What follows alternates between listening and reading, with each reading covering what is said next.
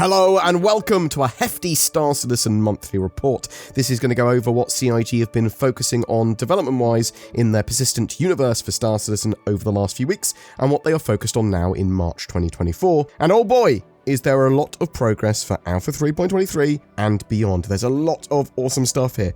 Let's start with ships that they've been working on. So progress was made on the RSI Polaris, with the exterior progressing to Lot 0 and the interior approaching its grey box review. Some interior sections were worked up to establish a visual target, while others were redesigned to accommodate gameplay and improve alignment with the art direction. Two upcoming variants progressed through the pipeline too. One continued its Lot 0 pass, the other passing the Lot 0 gate review. The latter then moved on to final damage and LOD passes, while its UV2 and paints were completed and approved. So yeah, we're going to get some new ships and vehicles that Cloud Imperium are yet to reveal. Potentially there's some of the 10 that they showed at the CitizenCon ship panel. The gold standard pass continued for the Aegis Retaliator, which is currently awaiting its grey box gate review. Feedback from a recent sanity review is currently underway. The ship's base, cargo and bombing/torpedo modules are also progressing well, following minor art direction feedback. So it's good to know that they're working on that cargo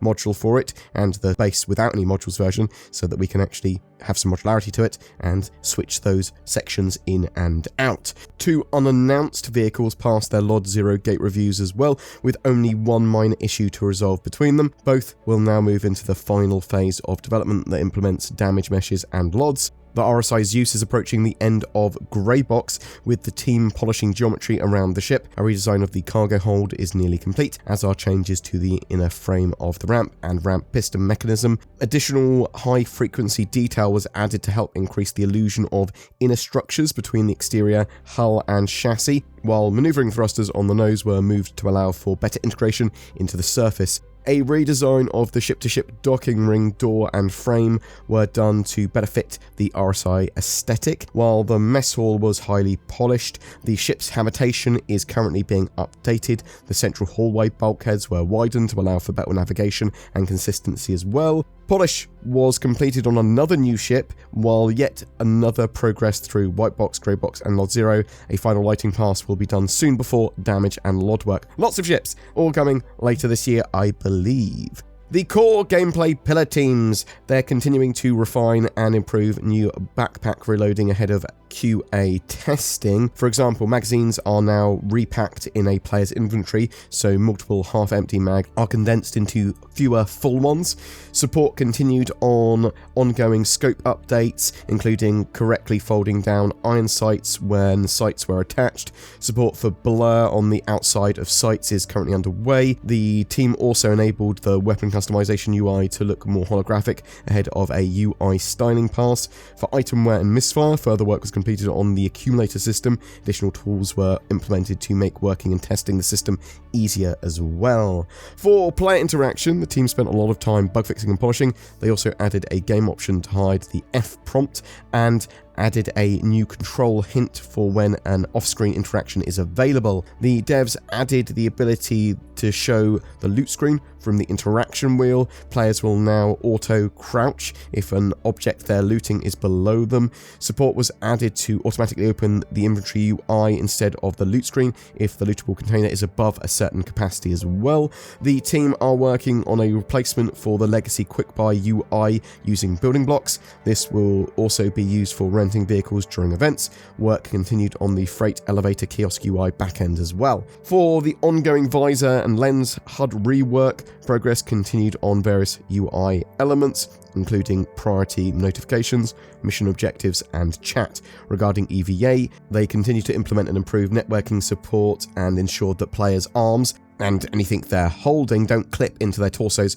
when travelling and rotating. For prone, players will now be forced out when they perform actions that require them to crouch, such as melee attacks. Further locomotion improvements were made in collaboration with animation team as well. For master modes, core gameplay continued to work with design to tune archetypes.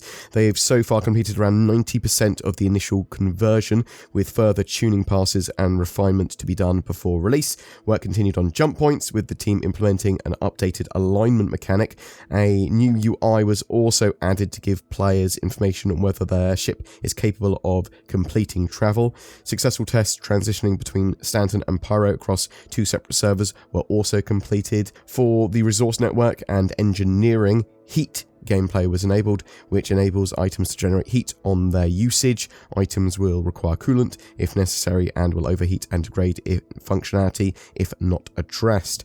Life support is now fully integrated into the resource network, with the life support generator and tank now functional. They've got improved debugging tools for working out how resource network and life support systems and the rooms all sort of operate with each other. With radar and scanning, they completed an important refactor to reduce the number of radar components on vehicles and share data between seat operators. Previously, each seat operator had a unique radar. Now vehicles can share a single radar across all operators. This means that a pilot or radar operator can focus on collecting radar and scanning results that are then shared between all vehicle turrets, rather than each turret needing to scan for themselves. While it's still possible for vehicles to contain multiple radars, in time, the team will merge the priority into a single shared unit that will not only improve performance but gameplay as well. They also helped with elevator support for the upcoming instance hangars feature and supported quantum travel and markers, working alongside server meshing when transitioning to a new solar system. For Arena Commander, the team concluded engineering work for streaming. This technology will allow Arena Commander to utilize any persistent universe location with ease and avoid duplicating planets or other object containers, which was previously required to cull expensive locations such as cities and space stations. The engineering work for custom lobbies is nearing completion as well. Following successful internal tests, the system is being handed off to QA for release assessment. The team also began working on some basic custom settings such as score limit, time limit, and match cycle options to provide players with more control over their lobbies. Several internal tests were also conducted on engineering experimental modes. After an update to the back-end matchmaker, new loadouts were created with all the engineering equipment that they'll need for the mode, which is being prepared for go-no-go for an upcoming release. Obviously, we're expecting to see it in 3.23 as part of Arena Commander's experimental mode. The team also focused on Arena Commander's front end. They said, recently focus has been on functionality, but now we are excited to improve not just the overall UX of Arena Commander's UI, but to bring it in line with the quality and style established throughout the rest of the game. They completed work on the back end for Grav Lev Royale and upcoming game modes and maps for them. Work continued on the underlying mission system refactor ahead of server meshing. Further progress was made on the mission perks and reward system as well. An update was made to reputation-based hostility, ensuring that if someone is being attacked, any nearby allied or security faction members will also come to their defense. This also means if you've got like a negative rating with the faction, they might come to your enemy's aid or just not help you. They've updated the contracts manager to be using building blocks from the Moby Glass. There's various UX and UI improvements being made. Persistent and instance hangars are being worked on with their instanced interior system. This manages which hangars instances exist, need to be created, and which physical gateways are used to transition between the instance and the rest of the game world. The team implemented the initial version of automated cargo loading and unloading, including displaying information on ASOP terminals that the ship is currently unavailable for retrieval due to being loaded or unloaded. Progress was also made on the freight elevator and loading platform occlusion logic, which determines where items can be placed on the elevator or platform. Support was also given to locations for marking up hangars with loading platforms and freight elevators. They also worked on various debug tools to aid in testing and debugging the various systems that drive instance hangars, the warehouse system, and loading platforms. The economy team made changes to bring salvage more in line with the Persistent Universe's other careers. They're also currently rebalancing commodities to improve the cargo career experience too. Support was provided for Xenothreat Global Event, and the team began looking at FPS ammo prices. The landing zone team worked with features to finalize the working prototype for cargo and their new hangar experience. Final art and LODs are now nearing completion for all the modifications to hangars necessary for this exciting new feature. The Sandbox 2 team worked toward closing out the upcoming distribution centers. For example, art is being finalized and optimized, while level design added the final tweaks to make sure the various areas can support all the gameplay the mission team wants to add. Mission design continued to work on a chain, comprises various mission types that scale in difficulty. Elsewhere, designs for new missions are currently being signed off, while content and technical requirements are underway for future hauling content. The development of Xenothreat 1.2 continued, with changes to gameplay and the implementation of freight elevators. The Blockade Runner mission also received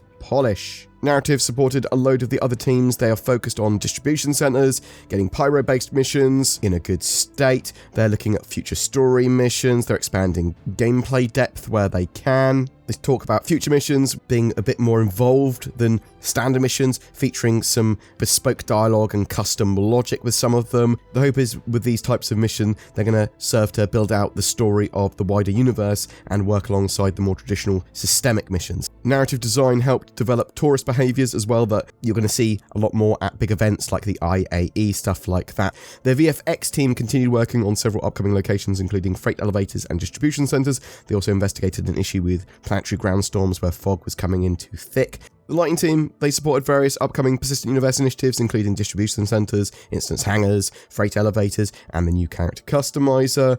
Weapon art, they worked on a host of updates planned for 3.23, including scope magnification and optic improvements. The aim is to overhaul the whole scope system to bring it up to a modern FPS standard. The existing iron sights across all weapons were updated as well. Alongside this, updates were made to improve and streamline reloading across all the weapons. Tech Animation are trying to get heads looking as good as possible, polishing them, making sure they're looking as good as they can. This is a part of a larger initiative to get better looking, more appropriate players and NPCs in the game. Graphics are making improvements to gas clouds and planet clouds. You should notice a level of detail improvement in all clouds once this is updated at, I believe, all ranges. The Vulcan team is pushing hard towards release, working through some improvements and issues that they've had, such as compiler bugs caused by Vulcan's complex shaders. They've also worked on shader caches to avoid hitching. CIG then say, although progressing well, this may not be fully complete by the initial public release, so Vulcan and all its features. Now, public release of that, is it just saying that Vulcan's near public release and all of this stuff might not be ready for it, or is it saying, well, the public release for this is planned for 3.23 and it's going to be party ready? They're making improvements to water shaders. The Planet Tech team have begun improving the editor workflow for creating planets and planning out the next version of Planet Tech, version 5. This will cover a variety of areas, but primary goals are to make creating planets quicker and easier and try to achieve more diversity, density, and consistency in quality across the whole of the surface. The rest of the graphics team are focused on improving their upscaling tech ahead of its public release. This involved finalizing a new mesh format that gives major performance improvements. The community team, they officially announced CitizenCon recently, which returns to Manchester in the UK on October 19th and 20th. This is going to be at the Manchester Central Convention Centre, the venue that they held it in 2019. The team is already deep in planning for the event and want to remind you all to not miss this one. They also have been working on a variety of initiatives to support the upcoming release of Alpha 3.23, 4.0 and beyond. AI features. They continue to develop features for a key initiative, the first iteration of which is planned for Alpha 3.23. Further details will be revealed in a run-up to release. AI tech focused on a variety of improvements alongside feature work, including for the navigation system. The main focus of this was on extending the planetary navigation mesh to be able to generate it across a whole planet. Due to a limitation of the initial implementation, it currently has a latitude limit at which navigation tiles can be created. However, with the new approach, nav mesh can be generated anywhere on a planet following physics terrain patches. The devs are currently improving the tile border simplification step to make sure all nav mesh tiles connect correctly with each other. For NPCs using trolleys, focus was on the exact positioning of a trolley in an environment. Now an NPC can correctly push a trolley to a location with an arbitrary orientation. Elevator transit was also improved with this, and they've sort of made the flow more robust and fluid. Spaceship behaviors were also iterated on to deliver better ship versus turret combat. Fighters will now correctly target standalone turrets and perform appropriate combat behaviors. Boom! That's your Persistent Universe monthly report. What do you think some of those new ships are? Will we see some of them with 3.23's release? Are they going to be saved for Fleet Week, the Intergalactic Aerospace Expo, CitizenCon? Are you looking forward to any of those Alpha 3.23 features? What in particular, if any, stand out for you? Are you looking forward to what they're going to be doing with the economy? Are you expecting some big improvements to Xenothreat? Do you think we're going to get some solid Vulkan integration in 3.23? And will the additional graphics options that they've got planned for it actually help with frame rates and potentially people running at higher resolutions? Whatever thoughts or questions you have, I would love to hear from you in the comments below. Let me set you a riddle. You have a fox, a chicken, and a sack of corn, and you have to transport them from one side of the river to the other using a rowing boat. You can only carry one of these with you back and or forth. You can't leave the chicken and the fox together. That's mad. Nor can the chicken be left with the grain, nor all three together without you. How do you do it? With nordvpn.com/BoredGamer. Turn that bad boy on and just set your location to the other side of the river. Done. Not only do you have all your wares, but also you can get around regional content blocks, have your data encrypted for more security. It's easy to toggle on and off. It's non-invasive. It helps you with other riddles as well. If a sphinx is asking you, what goes on 4 legs in the morning, 2 at noon, and 3 legs in the evening? NordVPN! Get it now from the links below. Every month we have a giveaway for a ship, and for March we are giving away an Argo raft with persistent hangars, freight elevators, and hauling missions coming with Alpha 3.23. What better way to experience that type of gameplay than with your own hauler? All you need to do to be in for a chance of winning that is comment on any of our videos made during the month. A single comment per video counts, so get involved with watching all my videos for more chances to win. There's more details in the description. Also, I won't ask you to contact me on Telegram or anything like that. This is my only YouTube account I will use to talk in my comments as well. Occasionally there are scammers about. I don't want people to get tricked. A massive thank you to everyone that supports the channel, be that liking videos, commenting on them, sharing them. There are also people that go the extra mile. These are amazing people that become Patreons or use the join button under my YouTube videos to become channel members. You'll occasionally get some exclusive content, Discord roles, and behind the scenes posts. It's those people with those memberships that allow us to make the daily Star Citizen content that we do. So please consider joining those awesome folks as well. Thank you for watching until the very end. It is genuinely appreciated, and I hope you have a great March.